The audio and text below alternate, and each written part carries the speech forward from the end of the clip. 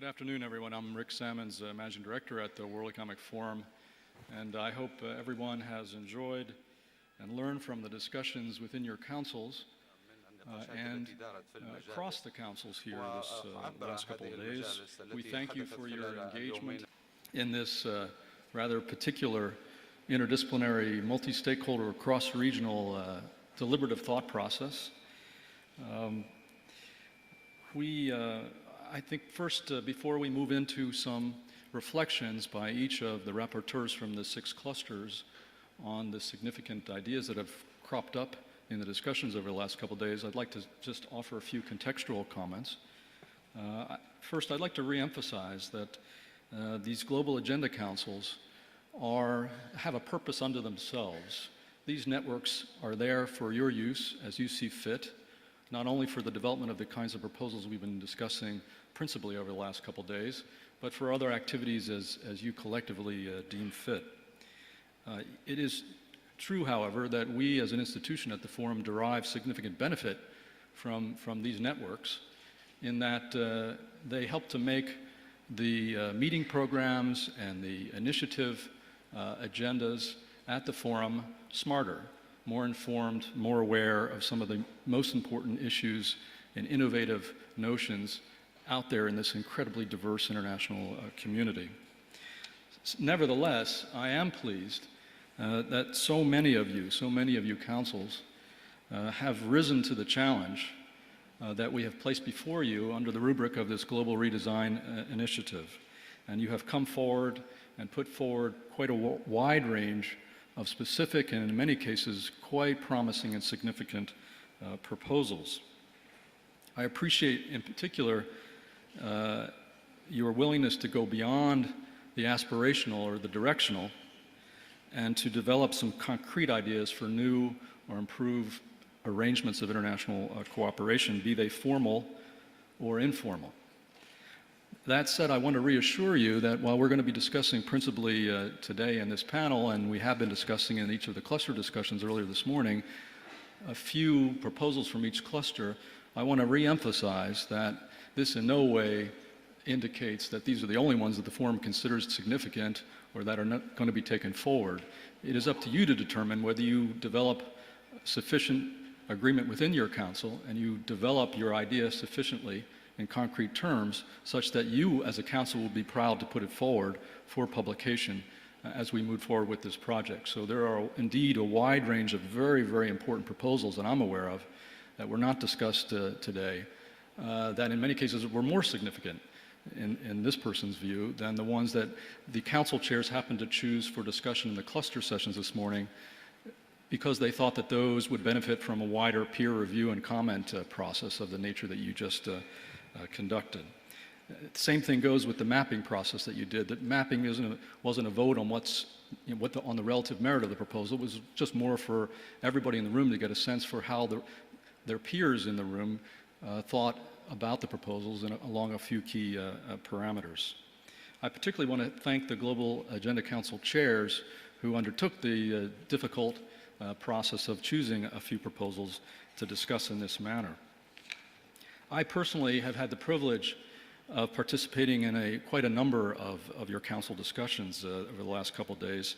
And I want to tell you, because I have a particularly large bird's eye view of this process that maybe many of you do not, that there are indeed a large number of concrete proposals emerging that are distinctive and significant, and that to me at least suggests that there is an enormous scope for strengthening the international system. And it gives the lie to the view that you often hear, particularly among our most experienced colleagues and peers, that this has all been discussed before, and there are not many great new ideas out there, and those that are worth pursuing are inevitably going to run into a brick wall of political indifference or incompetence or just sheer inertia. I think that is indeed not at all the case if you listen to many of the ideas that have been coming forth thus far today. As I said in the opening session, it's striking to me that the definition of what constitutes a crazy, politically unrealistic idea has fundamentally shifted in the last year or so. Indeed, I think there's a very large and growing market politically for some out-of-the-box ideas And I think, we're going to see that market in very concrete terms loom ever larger on a few key issues, not least unemployment, because the unemployment aspect of the global crisis is, if anything, still gathering force in a lot of significant economies. So let me also make one observation as we at the forum think about how this looks from a systemic perspective. And then we'll move into the reports by the rapporteurs. What's interesting is that I see quite a considerable number of proposals emerging along three key dimensions in terms of how you look at the actors in the system. The first is along state-to-state lines, and this is what we've considered traditionally to be the context for global governance. And there are quite a number of proposals for expanded or strengthened official norms or improved multilateral or international organizations, strengthen the institutional capacity and effectiveness of those official institutions. That's just one of the three dimensions, though. The second dimension, where there's perhaps even a larger set of proposals emerging, is in the area of multi-stakeholder or informal arrangements or cooperative structures. Many, many proposals, cutting across almost all of the thematic clusters here. And then finally, quite significantly, a third axis of variable geometry here, which is quite interesting, and that is at the subnational level. There's been quite a number of discussion about the need to organize cooperation in a more structured manner, not just at the state-to-state level or the civil society, academic, state, or business level, but also among subnational entities like cities. And so if you think about it, there's a three-dimensionality, at least to what is happening by way of ideas to improve the international system. And perhaps one can draw an initial conclusion here that from this process one can say that our conception of what constitutes better international governance or the international system has to be thought about in this very expanded nature.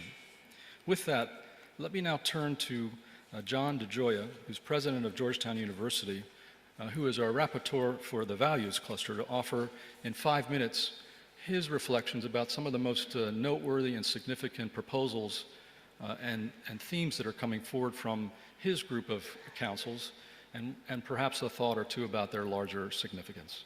John. Well, in the context of this effort at global redesign, coming out of the cluster of values, I think we recognize the need to make explicit the deepest values that animate our institutions, our societies, and the councils of the values cluster engaged in this question of making explicit these deepest values in a multitude of ways. It can be hard to talk explicitly about values. We need to work at it. But a key dimension of the work over the last few days of the councils of the values cluster is the idea that we can bridge this challenge of language by embodying our deepest values in specific projects. And so the proposals that emerged from this cluster are recognized as bearers or carriers of our deepest values. So let me talk a little bit about the themes that emerged and then a couple of the proposals themselves that might be of interest. Recognizing that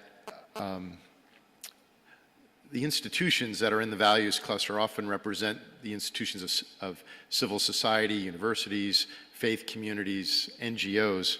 The first theme that emerged is the great opportunity that we saw in adopting the language, the logic, the practices, the rhetoric of business to advance the values embedded in our proposals. To use what one colleague described as the dominant group language, words like metrics, assessment, investment are all words that we felt we could work with and build from. But more than language, we want to engage with business in the work of advancing the work of these councils.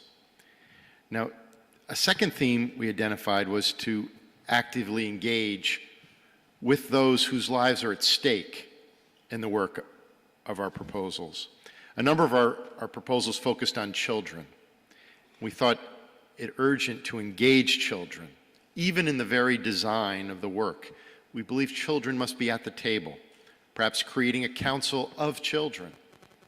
The key idea is to harness the positive, creative energy of our young people, thinking of youth as leadership, not just as passive recipients of programs that we might develop. This connects to a third theme, which is recognizing both the different axes on which we are developing our proposals. Some are better thought of as top-down proposals, others from the bottom up. Some identify work that can be best addressed at a local level, others requiring institutions at a global level, and trying to seek just the right balance between those dimensions, which led to a fourth theme, which our proposals did demonstrate and reflect a need for what might best be called a new global architecture. And given that this work does inform the Global Redesign Initiative, this is very appropriate. In our proposals, there are several examples of institutions that are needed that, if established, would constitute elements of a new global architecture. For example, a new high-level commission focused on completing the job of universal education.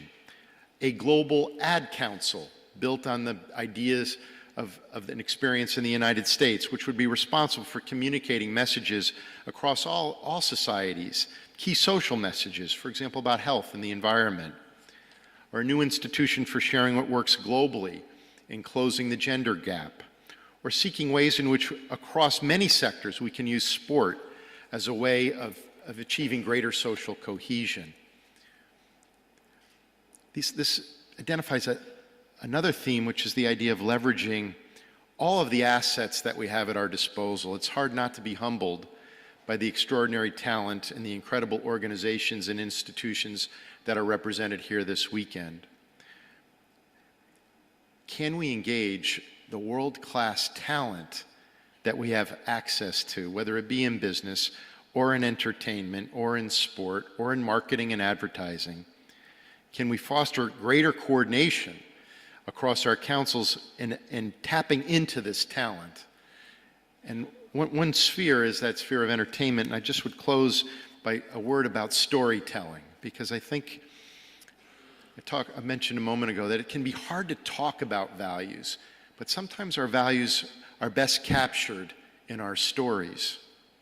Just think about the talent that we can engage in the service of storytelling. I mentioned our willingness to embrace the language of business, perhaps best captured in a commitment to metrics. Well, here again, we want to seek just the right balance, and we think storytelling is an element in this balance. One of our colleagues, Stuart Wallace, has a beautiful phrase: we need to move toward people being more than just having more. Well, metrics can sometimes focus us on having more. Storytelling can focus us on being more. And we thought this was a dimension that we didn't want to lose as a values cluster, trying to wrestle with this challenge of bringing values out into the public discourse in a way that can deepen and inform our culture at this time in our lives. Thank you very much. And indeed, values can be thought of as the underlying ecosystem out of which one needs to muster a greater degree of commitment for international cooperation. Next, let me invite Josette Sheeran, who's Executive Director of the UN World Food Program, and who has kindly consented to try to integrate in her mind the many ideas that came up through the risks cluster. Josette? Well, thank you, Rick. First, we thought that the title of our cluster, which is Mitigating Global Risks and Addressing Systemic Failures, was entirely appropriate and relevant. We're not out of the woods. It struck me that between all the different groups represented there, whether it was pandemics, catastrophic risk, chronic disease and well-being, water, energy, technology, food security, there was an agreement that the risks and vulnerabilities and failures are not one-off phenomenon, but a wake-up call. And I would sum that up by saying risk is the new normal, is what I heard from the different groups. if we act on a world of unpredictability and greater vulnerabilities, whether it's the 3 Fs, the food, financial, and fuel crises, or climatic changes, we agreed that to a couple overarching themes. One is the importance and critical need to identify these threats, and the second, the critical important need to build resiliency from the local level up through the regional and global level. And it was agreed broadly that this would require a quantum leap in collaboration between nations, the private sector, multilateral institutions, and civil society, including data sharing. We don't have the data we need to be able to identify those threats, but someone does. We figured that out. In the room, someone has the data in pretty much every cluster. And it was pointed out, for example, there's a Google Earth, but not a Google Water. And so a need to get that data, extract it out, and share it for the public good. Another overarching theme was this would require a quantum leap in collaboration between clusters. And we spent a lot of time on the inexorable linking between water, food, and energy, humanitarian, health and well-being, as an example. Another overarching theme was that we cannot discuss risk and vulnerability and systemic failure without markets being central and policy frameworks being central. Now to a few of the fabulous proposals, and again, this won't do justice to the many. There was one on pandemic influenza and setting a goal toward a universal vaccine initiative. Lots of good detail on that. Second, on food, we started out with the fact that today, if I could, 1 out of every 6 people in humanity cannot even be sure they can fill a simple cup like this, used to reach hungry school children, with food. And then the question, not only does everyone have access to food, but the right food at the right time, especially the under 2-year-olds, and the need to connect agriculture and food security. So the idea here was a food, agriculture, and nutrition redesign that would allow us to take the technologies and knowledge and connect it to each person being sure they can access the right food at the right time and right place. The third was an idea for a global risk and vulnerability forum that could lead to a discussion of maybe needing a risk agency or some kind of risk center in the world.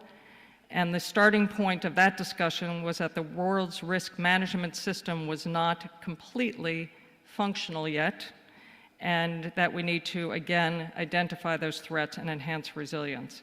The fourth was the need for an energy, food, and water nexus at the national level, and again, for the mapping kind of missing pieces. And then the fifth area was to take health and well-being and actually establish a footprint or an index for each country to help guide the world in thinking. Thank you. A full agenda indeed. Ashraf Ghani is chairman of the Institute of State Effectiveness, and he has been working with the security cluster today in particular. Could you offer your reflections on some of the significant proposals that have come out? The security cluster is converged on the agenda of a new security agenda for our order. First issue is that we are in a crisis of certainties. The world of 20th century is ended with a bang in the financial crisis, and it has opened up the possibility to think seriously about restructuring and making serious responsible stakeholders of groups, countries, and others that previously were not thought of. Two, the limits of force, of use of force, have been demonstrated both in Iraq and Afghanistan. The world cannot be secured through the use of force alone. What is missing is the political and civilian dimension. Statecraft has never been more needed and never been in shorter supply. We need marshalling of a new political imagination to come to terms with our challenges. The threats specifically, we differentiated between threats and risks. 3 councils focused on specific threats. Weapons of mass destruction. The probability of a major city exploding from a weapon of mass destruction is not insignificant. Second, fragile states. 2 billion people are living in dysfunctional states where an entire series of threats are emanating. 3, extreme violation of human rights. Cambodia's, Sri Lanka's, Rwanda's are not out of probability.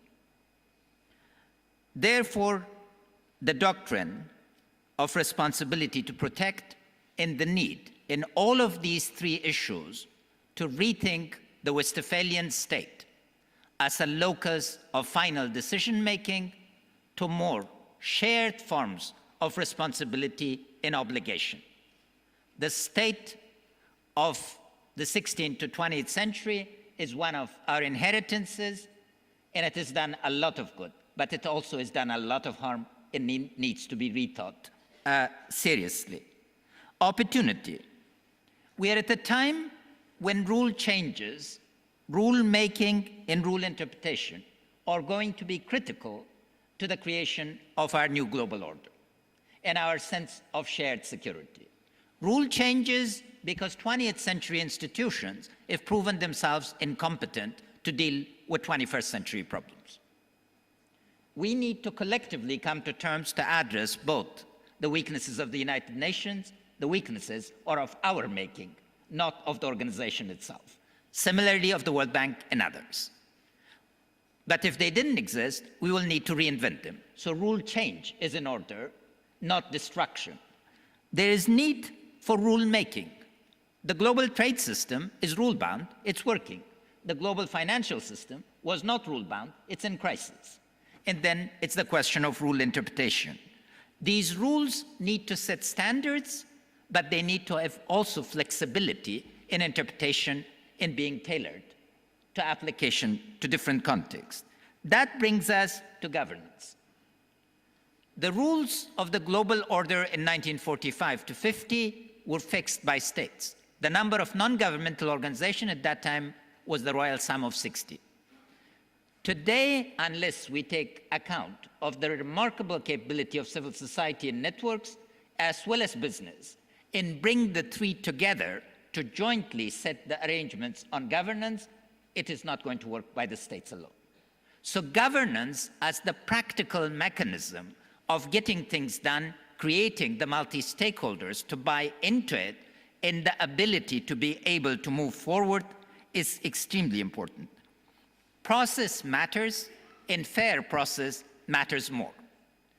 In terms of specific countries, for instance, we focused on India as a risk, where risk is represented by corruption, and where the solution, again, comes from multi-stakeholder processes to deal with this and create the mechanisms of governance.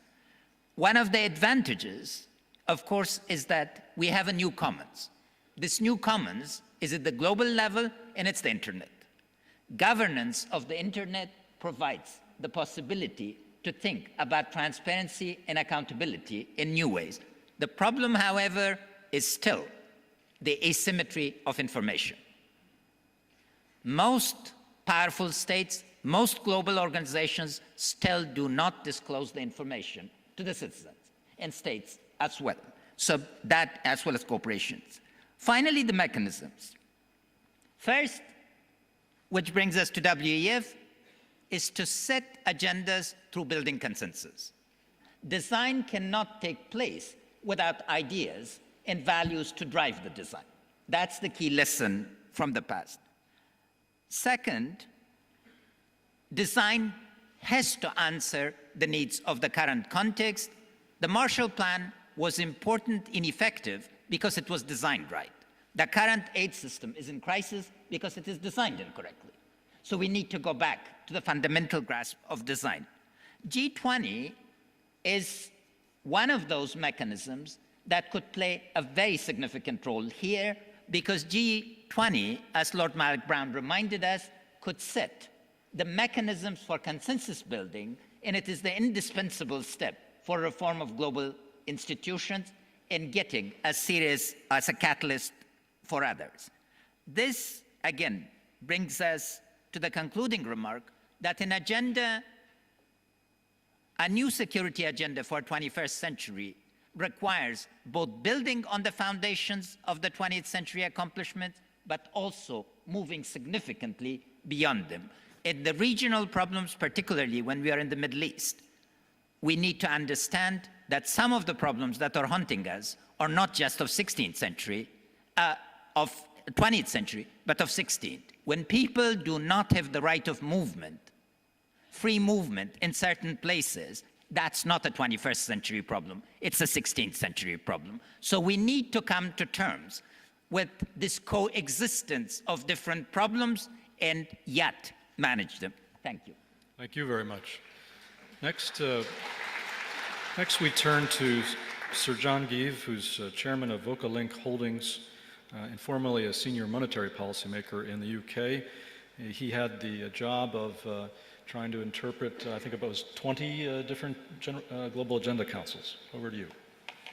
Well, thank you. Yes, we had a very wide range of councils, from councils on Africa and China on the one hand to councils on mobile technology, and they've produced a hugely rich array of proposals, from a call for a new corporate commitment to against corruption, to a new policy on flexibility of exchange rates, to the use of mobile technology to transform health systems.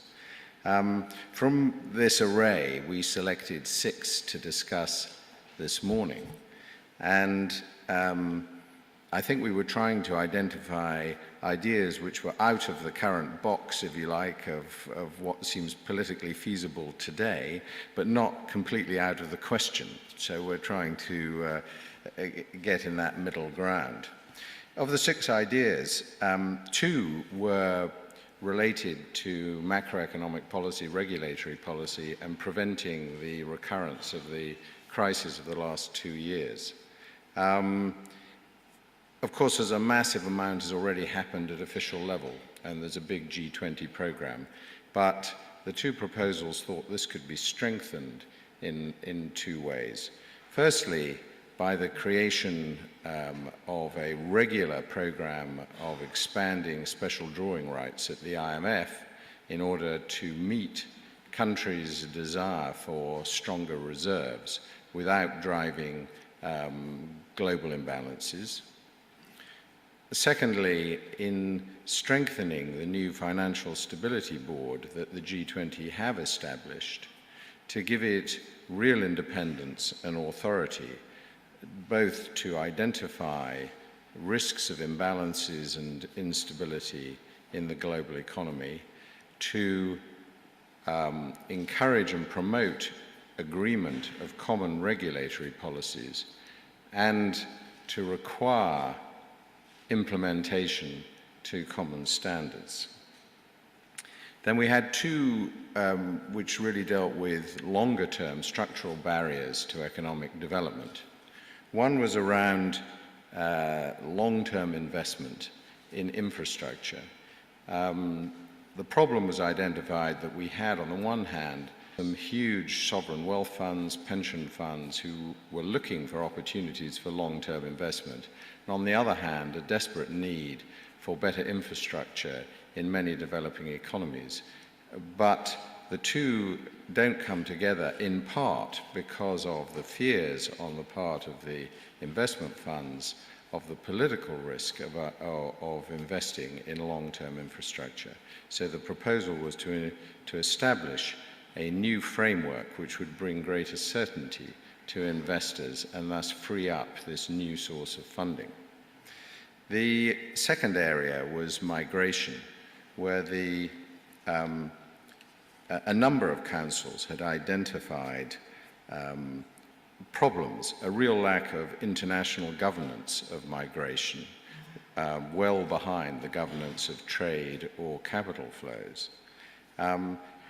The putting up of new barriers in many countries in the response to the global crisis, to the movement of talent and skills to where they will be most productive, and a very poor understanding at a political level of the benefits of migration and of the best way, if you like, to deal with and get value from diversity. So the proposal here was to establish some guidelines and principles for responsibilities and rights, not just of governments, but of companies, agencies, and migrants. The last two proposals we discussed were in the area of social development, and they both picked up on the use of objective international comparative data and benchmarks as a means of promoting both peer pressure on countries to improve performance and also bottom-up pressure, decentralized pressure from citizens and electorates. So we had a proposal to establish a wider battery of such measures of social development, drawing on the model of the PISA tests, which are widely used to measure educational standards already and done by the OECD. And coming closer to home, there was a proposal that the WEF should establish a regular report on social competitiveness with a ranking of countries according to their, the conditions they provide for social innovation and social enterprise and investment, to parallel the report on business competitiveness, which was thought to have had a major impact over recent years. General reflection on this. Some of these are obviously hugely problematic politically, but I think the feeling in the councils was that the establishment of the G20 as a new and broader international political authority and the demonstration over the last 2 years of the interdependence on the economic and welfare front of different countries might provide an opportunity to make some genuine moves forward on issues which have so far been too difficult to handle. Steve Howard is CEO of the Climate Group, which is an environmental NGO based in the UK. And Steve, you've been in the sustainability cluster. And this, of course, is a very pregnant moment for international cooperation related to sustainability, and that we're only a couple of weeks out from maybe the most ambitious effort ever undertaken in this regard up in Copenhagen. Could you offer your thoughts about some of the concrete ideas that came out of that cluster? Thanks, Rick. Firstly, there were 17 councils, a very diverse group, and there was intense discussions, lots of linkages, and actually some surprising collaborations where councils were coming together and coalescing around ideas, powerful ideas. And sustainability could be confused with environment, but this was way beyond environment, and we talked about population growth, about food and water, and issues that were discussed in other councils, about behaviour change, about policies and getting prices right, and about health. We had 6 ideas, but the selection process, I should say, was somewhat painful to get down to 6 ideas. So there were many other good ideas that I won't mention now. One was on health, the first one, and it was looking at where's the current failure in the global health infrastructure, which is an inability to track properly some of the health risks. So the proposal was to establish a global health risk institute, which would track the risks that are not dealt with, such as pandemics and vaccinations, but are more to do with things like air pollution or childhood obesity, where you need to approach and engage many other sectors. Those are not dealt with through drug treatment programs, they're dealt with through engaging broadly in society. We had a discussion around a global behavioural campaign on sustainability with various elements in it, including a wiki element where you bring the best solutions and make them freely available to people, a lot of emphasis on good information. I have to say that we didn't get clarity on that idea, but we did have some key themes that emerged that you need to make, if you're going to make sustainability accessible to people, it needs to be quick, easy, simple solutions that are delivered to people in their normal, everyday lives. And focusing on those ideas first. And also normalizing the idea that people's communities are already responding here. We had a series, not surprisingly, 2 weeks before Copenhagen. We had 4 initiatives that were broadly dealing with climate change and energy related, but the first one goes beyond that. And it was to look at a process to eliminate perverse subsidies and to get the right things priced, to actually bring in prices of externalities. For one example, there's 300 billion or so of subsidies for fossil fuels. Yet currently we have tropical forests which absorb 15% of global CO2.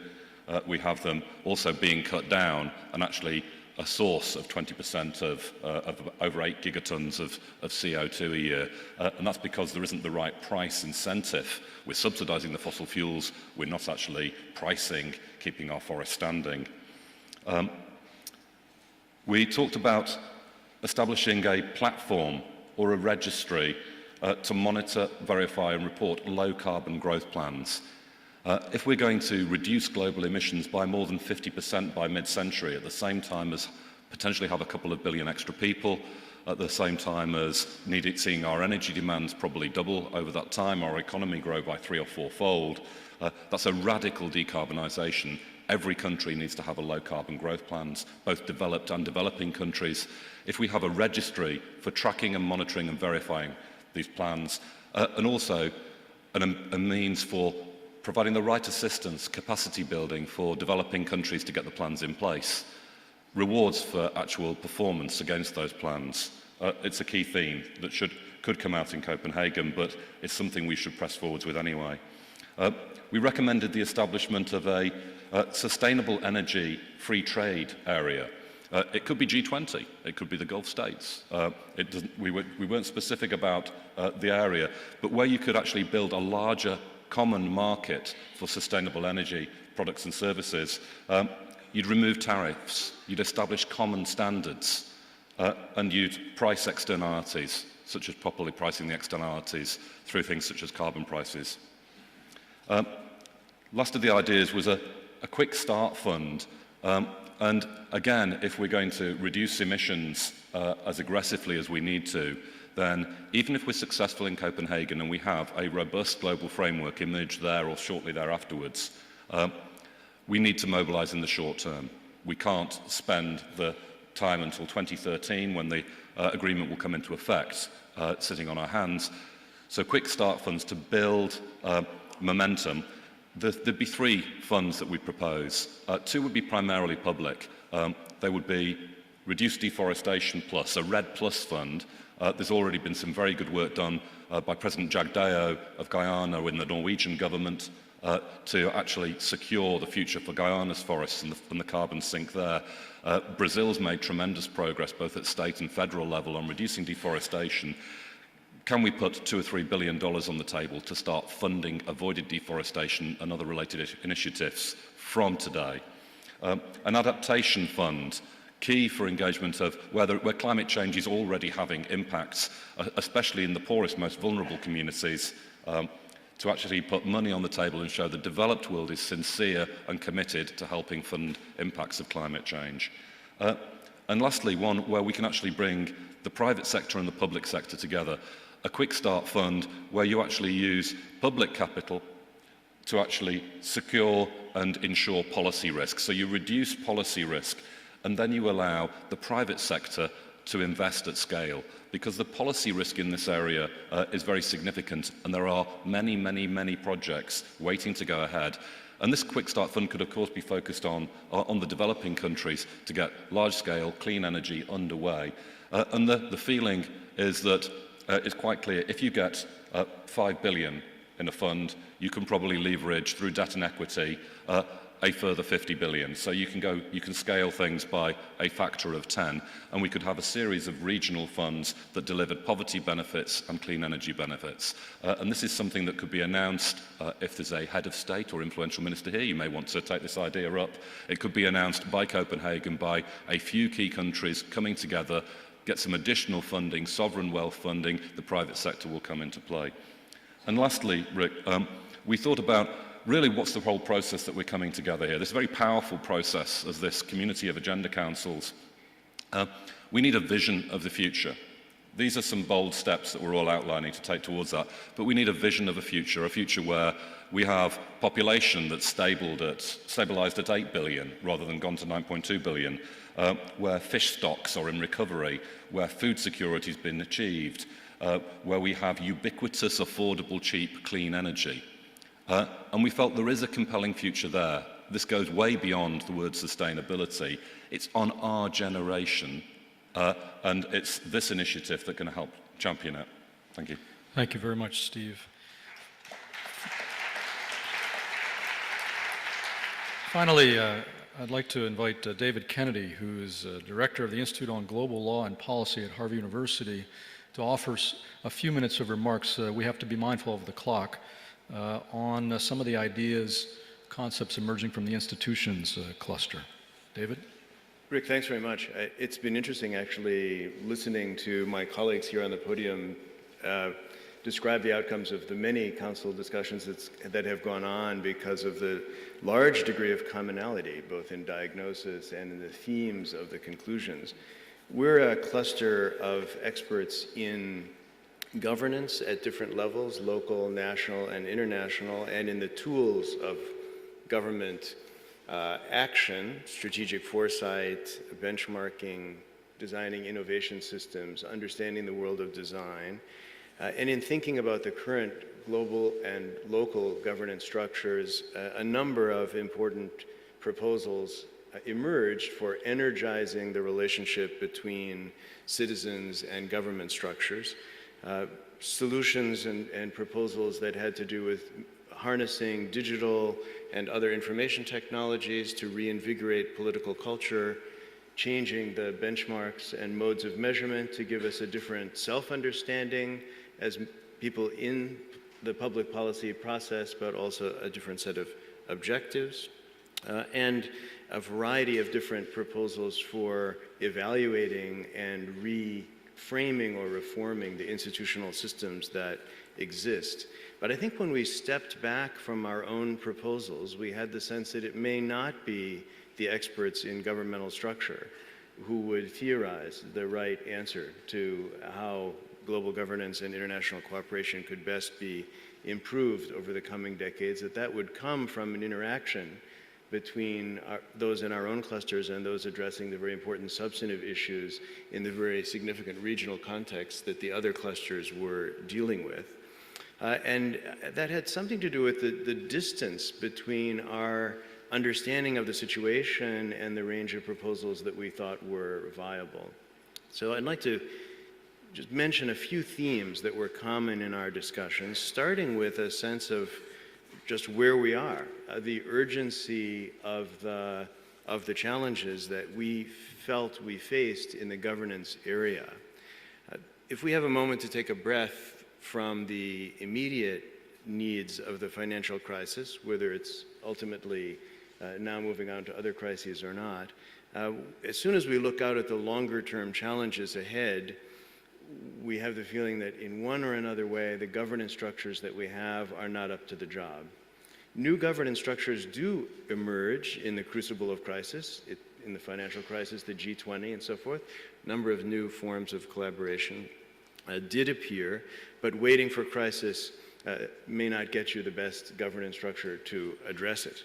And in that sense, it's important to have a feeling for diagnosing the limitations of our government structure at the moment. Is it legitimate enough, effective enough? Has it been captured by interests that don't share the aspirations and goals identified by the clusters here? Are we open enough to a variety of plural forms of governmental activity and public policy formation across the world?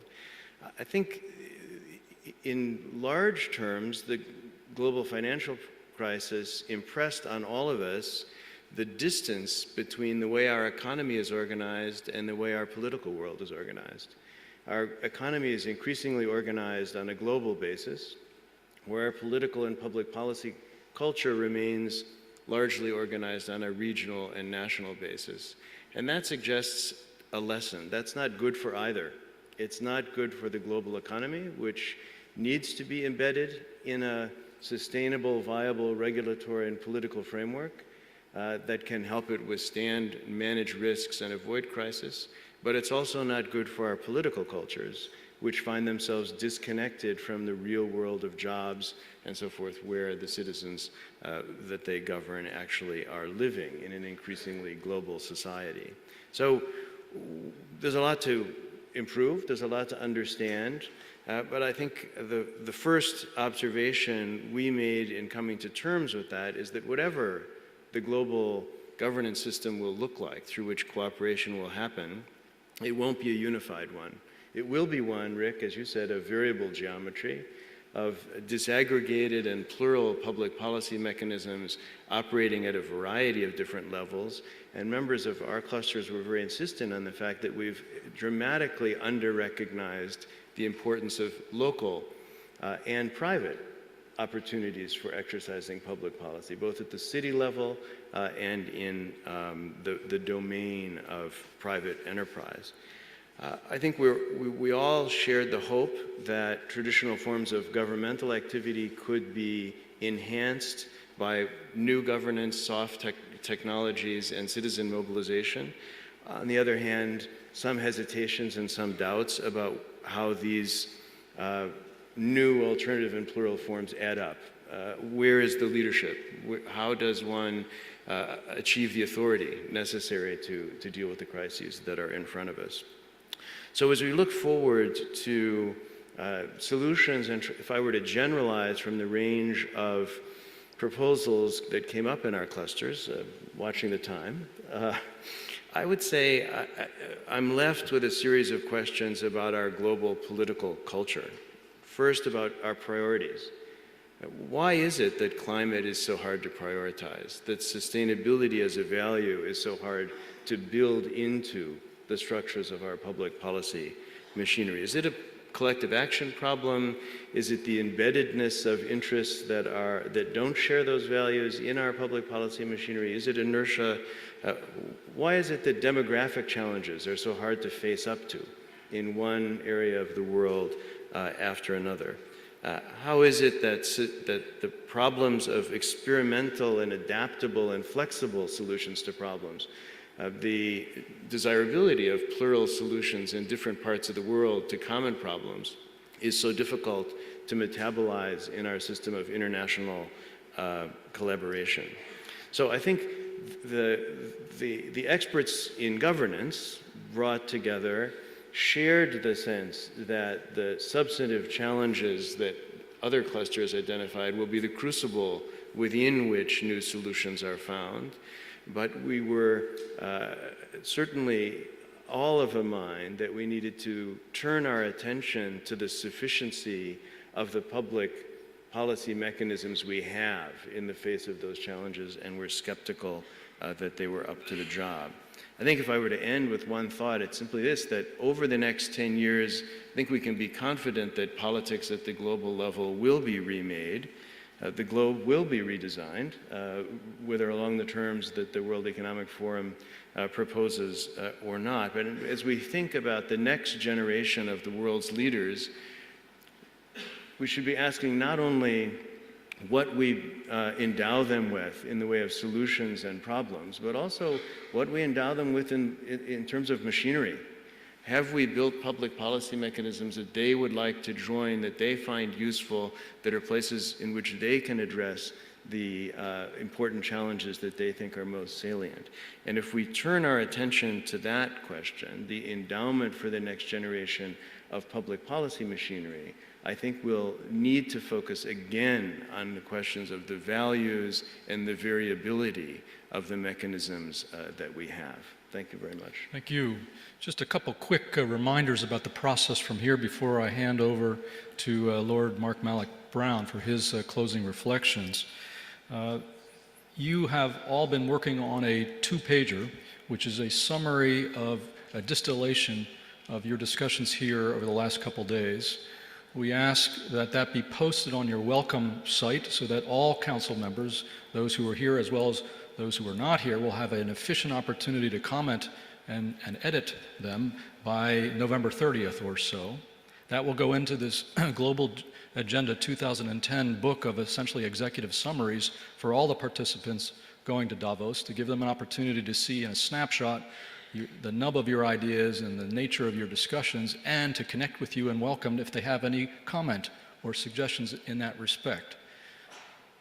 We are very appreciative of the space that's been created here by the government of Dubai to allow that process to take place, but indeed the process continues.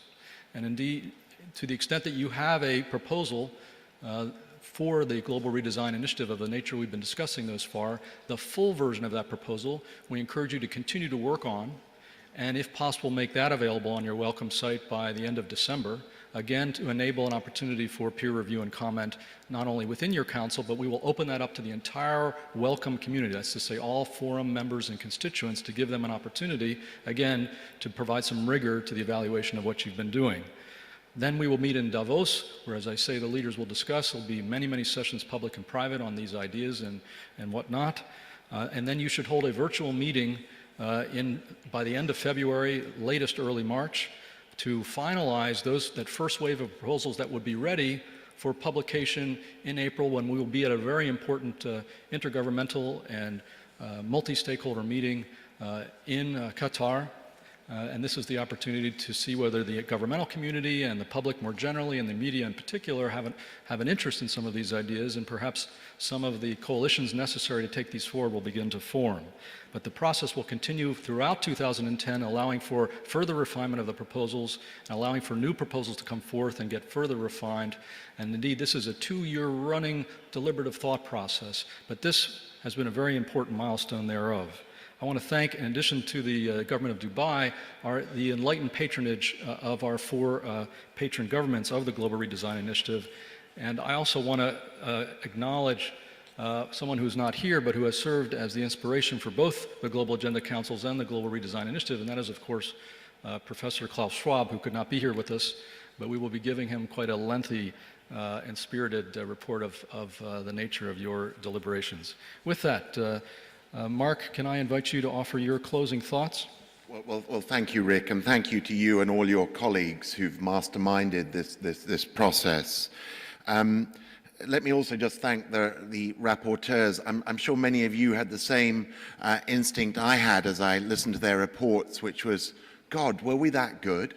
And I think it is always the measure of great rapporteuring to have pulled together the themes as effectively as you have. Now, Klaus Schwab is completely over his bronchitis that he had earlier in the week, and is following things closely, and asked me to share a couple of points with you.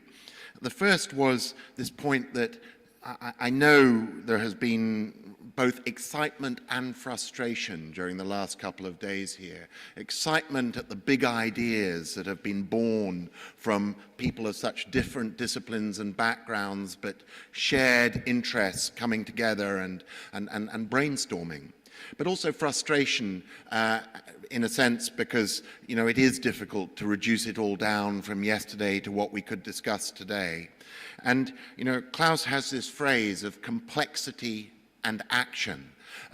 He's asked us through this process to recognize just how complex the modern world and its problems are, but at the same time has asked us to find actionable things that we can take to the G20, that we can take to Davos itself, that can go back to national governments, that can go to the private sector in terms of action. And, you know, obviously there's a tension between the analysis and the desire to find things we can do. And the second point that he was anxious I make was that, and Rick has just made it in a borrowing of a phrase used in a different context, no proposal gets left behind. There really is, through the 2 pages, through the book, through the discussions at Davos, through the continuing process, everything, I hope, can be harvested in terms of we can find the gems in the rough, we can find the ideas that have formed, and this has not been a winnowing or pruning process. But of course, our ability to find those ideas needs to fit within a framework, and that's where I think the discussion has been so powerful that we have, as a number of people have just said, begun to identify these strong overarching themes. And, you know, I think the first observation is the one that David made, which is that we've got a global economy, but we've still got, and global economics, but we've still got national politics. And that's the challenge that we're all struggling with, which is to globalize the way we deal with humanity's challenges and difficulties. And, you know, we know that the forum can contribute a lot to that, but that the forum must also be modest. It's a place where we can come together across constituency. As someone said in a group I was listening to, it's wefforum.org.com.government. You know, we pull together a lot of different people, and that's been the power here. And it allows us an authority around certain big messages that I think we've just heard this morning. The first, that there are you know, huge risks out there, and there are structural weaknesses that we must come together as a global community to address. I think this forum, which does have a strong business voice in it, the fact that clearly we all need to reconsider the relationship between markets and governments, that we recognize markets remain a mechanism for sorting out everything, in some ways, from water allocation to how scarce resources, consumer resources are shared. But at the same time, I think the events of the last year have reminded us that it must be markets within a context of values, rules, and strong government regulation, and, if necessary, incentivization to make these markets work. So whether it was the points about rule setting and the observation that in trade we have rules and in finance we don't, whether it is the issue that some things that you might assume would automatically just get by in the market alone, such as bringing emerging technologies to bear on new problems, they don't. So from emerging technologies to infrastructure to services for the poor, to quick start funds for climate change, we've heard the role of the public sector as a partner in incentivizing market action, as providing the means to that to happen. We've also heard about young people as a separate issue. It was framed this morning in terms of the opportunity of engaging their energy and enthusiasm in the world's future.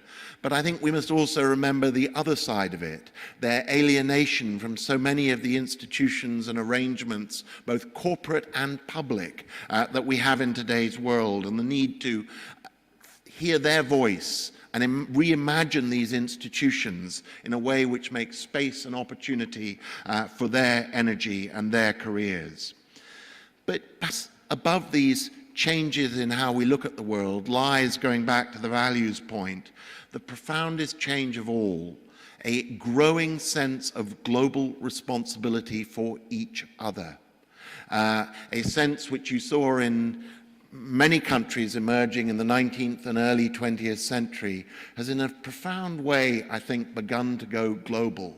We do understand that we share problems in this small neighborhood of ours, planet Earth, and that we must help each other resolve them, because otherwise they affect us all. And that is an ethical and moral as well as a self-interest argument. And I think in terms of the forum role, we understand both that there are things we can do, that many of these issues require more debate, require more of our constituencies to come together around. We understand that there are advocacy roles we can play with reports and data, the issue of social competitiveness, or as it came up, or monitoring carbon. There are a lot of issues where the powerful reporting tools of the forum can be adjusted, just as there are these roles for the forum bringing together different constituencies. But as I said in the opening, I think we also have to show that modesty. We need to recognize that the real measure of a good idea is when it outgrows us, when it's on its own legs and it goes to the G20, it's the child that's left home, or it goes to national governments, or it gets taken and run with by a set of private sector actors. We are an ideas place, we are a nurturer of those ideas, but ultimately our power comes in passing them on to others to run with. And I think in the G20 and in other institutional changes that lie ahead, we have a more powerful set of partners and promoters of the kind of global changes that we want to urge on them. So thank you all for this enormously exciting couple of days. But let's understand, this is a long journey, but an exciting one. And let's stay on it together. Thank you. André.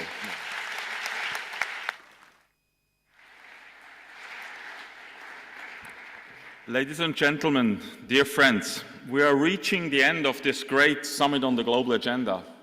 So I want to first start, very importantly, to thank you for the work you undertook in preparation for this summit.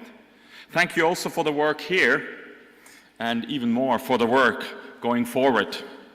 Someone actually just labeled this meeting as dangerously high levels of mental stimulation. So I hope you will be able to carry some of them on in the coming weeks and days. Over the past 3 days, we have discussed some of the most challenging topics and advanced ideas around improving international cooperative structures on both an issue-specific and systemic level.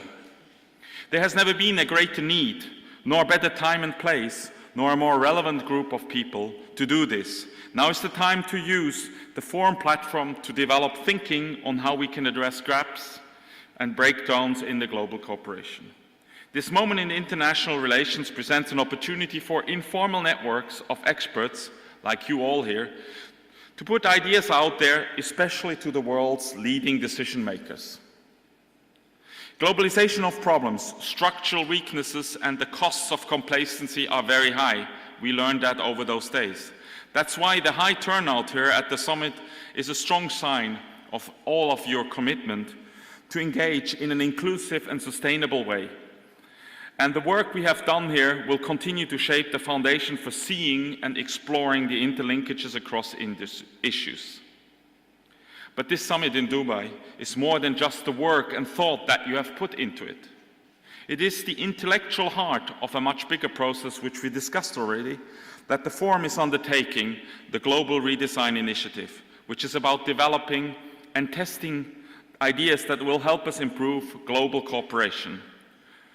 I just want to share one example with you, and as all those selected examples, it's certainly not a representative example, but it struck me for its interlinkage view, is the proposal produced that it would to create an index, a labeling, to help us understand the impact of a product over its life cycle, the cost of its existence. An idea that emerged not from a group discussing economics, but design. A real example of the need of cross-fertilization and exploration of interlinkages. That idea, like so many others, will be part of that bigger redesign process.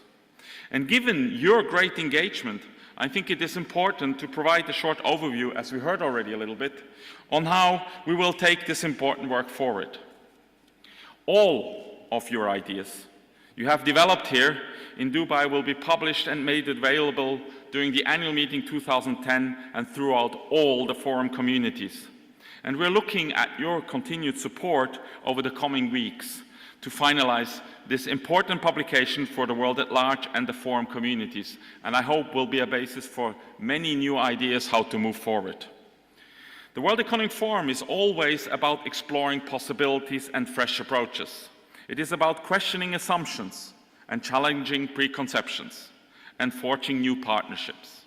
It is about dissolving and transcending boundaries to view perspectives that we would otherwise not behold, to forge connections that we otherwise would not make. And I really hope that this meeting here has helped to go those paths, which sometimes we don't think about.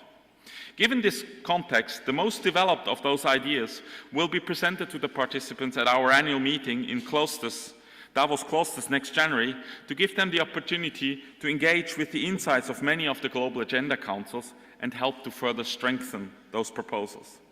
But we want to take this even further.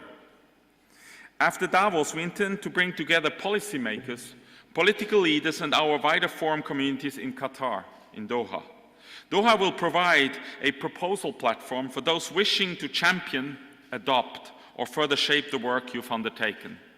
So, as Lord Malloch Brown just said, we're looking there for the legs, for those proposals to move on and become reality. But we also know that the work done here will continue to evolve, just as the issues you have worked on continue to evolve. And so we will continue to reach out to all forum communities to bring further these evolving ideas as they mature. This will allow us to maintain a process of dissemination and continuous creation of proposals for the improvement of global cooperation. So this is not an end point of any kind, it's a starting point and a continued movement forward, and I'm already looking forward to see you all again next year here in Dubai. You have been engaged in discussions with your own council, but it's equally important to lend your ideas and insights to more systemic, lateral thinking on what is desirable and what is achievable. You represent the world's foremost thinkers, and thus the potential for developing the most innovative solutions to the world's most pressing challenges. Important to acknowledge that the work we are doing is extremely ambitious, but in present circumstances, there is no point being anything but ambitious.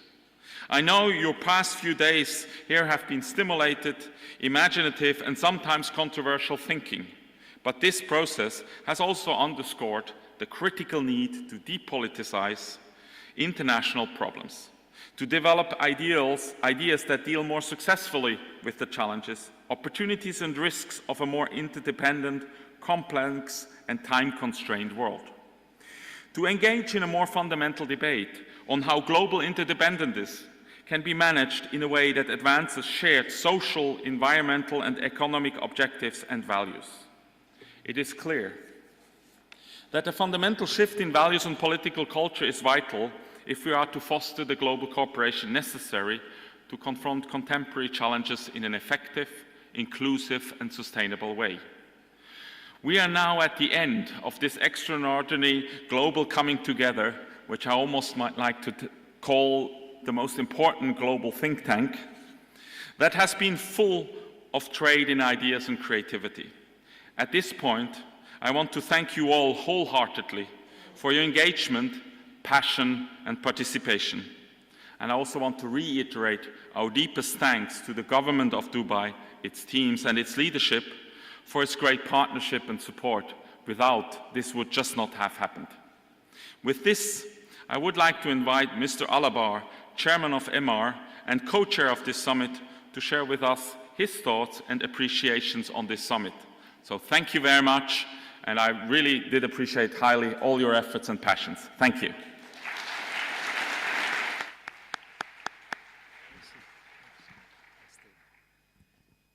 Your Excellencies, ladies and gentlemen, good afternoon.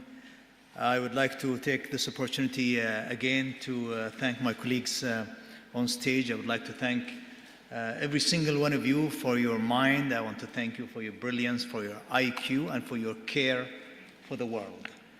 And no doubt for the world to care, I think it's a responsibility of all, but I'm glad that we are taking a step in that process in my city, the city of Dubai. And I also would like to take this opportunity to thank other governments who are going to participate in this process, if it's really my colleagues in Qatar, or if it's the government of Singapore, or any other governments that will participate in this incredible agenda. Of course, no doubt that this is really the blueprint of the future direction for the global well-being, if I may call it that way. It was very interesting that I ran into the corridor just before this, my colleague from Harvard University, and he was saying, and you were saying that you know, you started the process, you didn't know what it will be like, and I'm sure it starts with a big confusion in the morning or the first day, and then that is the ability of a human mind that you know, you put so much pressure on it. to extend itself, it re-innovate and think strategic when you really have the right people and the right agenda and the passion. So I would say that last year when I participated also in my session, that's how I started, and the ending was just fabulous. The mind is so powerful.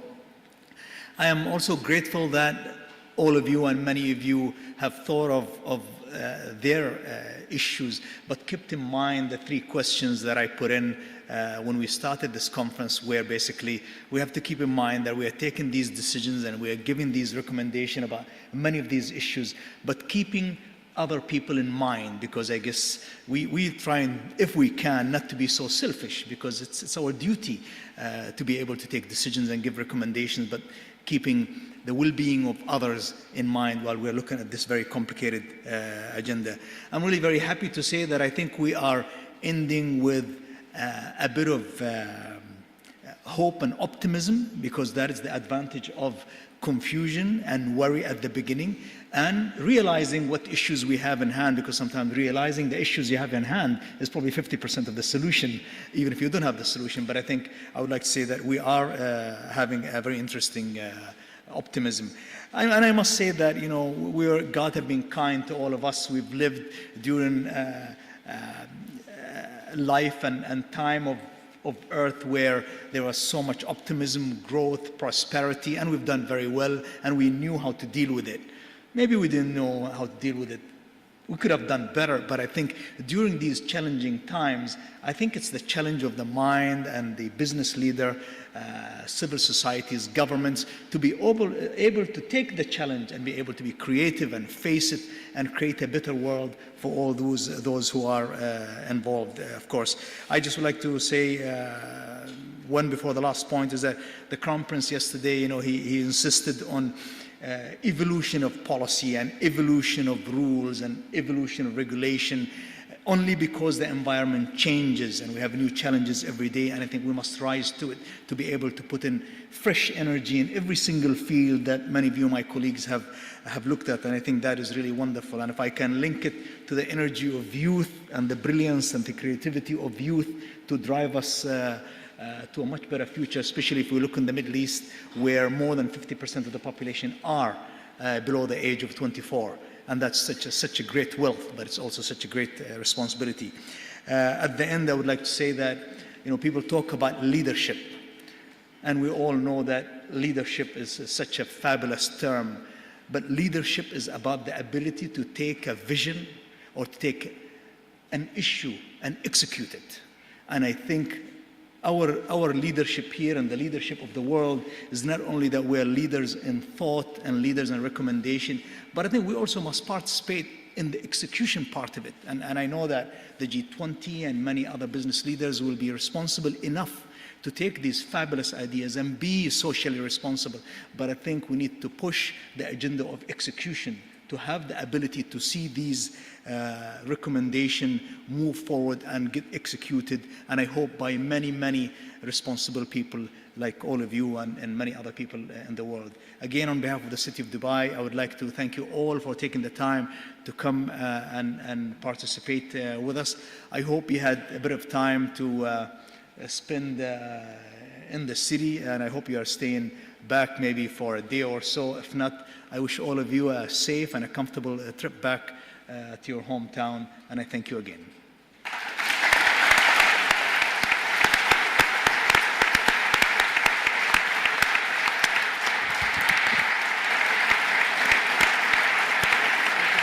Thank you very much, Mr. Alabbar.